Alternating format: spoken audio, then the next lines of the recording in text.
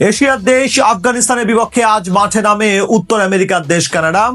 Group পর্বের দুই দলের শেষ ম্যাচে আজ লড়াইটা হয় চোখে পড়ার মতো। দুই দলই জয় দিয়ে মিশন শেষ করার জন্য ছিল বেশ মরিয়া। কেউ কাউকে ছেড়ে কথা বলেনি। সেখান থেকে ম্যাচের ফলাফল এবং সকল ঘটনা এক করে বিস্তারিত রিপোর্টে।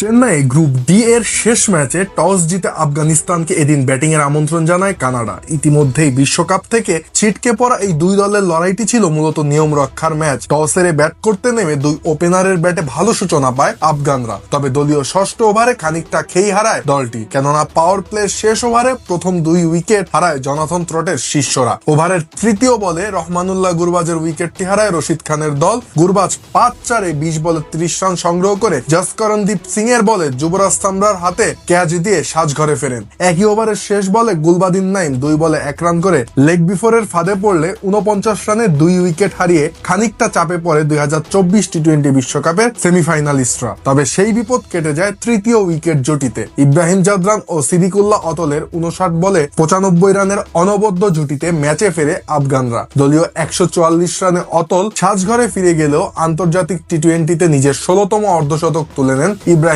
জাদরান। এদিন 32 বলে 44 রানে আউট হওয়ার আগে অতল হাকান 2টি 4 এবং 2টি 6। তবে শেষ পর্যন্ত জসকরণ সিং এর বলে ডিলন হেইলিগারের হাতে তালুবন্দী হয়ে প্যাভিলিয়নের পথ ধরতে হয় 24 বছর বয়সী এই ব্যাটারকে। আর অতলের বিদায়ের পর আজমতুল্লাহ ওমরজাইকে সাথে নিয়ে রানের চাকা সচল রাখেন ইব্রাহিম জাদরান। চতুর্থ উইকেট জুটিতে এই দুই ব্যাটার 14 বলে যোগ করেন 31 রান। 19তম ওভারে দলীয় 175 রানে 7 বলে 13 রান করে সাজঘরে ফেরেন ওমরজাই। তবে এদিন ব্যাট হাতে অদম্য ছিলেন ইব্রাহিম জাদরান। টি-20 বিশ্বকাপে কোন আফগান ব্যাটার হিসেবে সর্বোচ্চ 95 রানের ইনিংস খেলার কীর্তি করেন ডানহাতি এই ওপেনার। এর আগে চলতি বিশ্বকাপে দক্ষিণ আফ্রিকার বিপক্ষে 84 রানের ইনিংস খেলে এই কীর্তি নিজের করে নেন রহমানুল্লাহ গুরবাজ। শেষ পর্যন্ত ইব্রাহিম জাদরান 95 রানে অপরাজিত থাকলে আফগানরা নির্ধারিত 20 ওভারে 4 উইকেটে 200 রানের পুঁজি দাঁড় করায়। কানাডার পক্ষে দিন বল হাতে 3টি উইকেট শিকার করেন জসকরণ সিং, আর ডিলন হেইলিগার নেন 1টি উইকেট।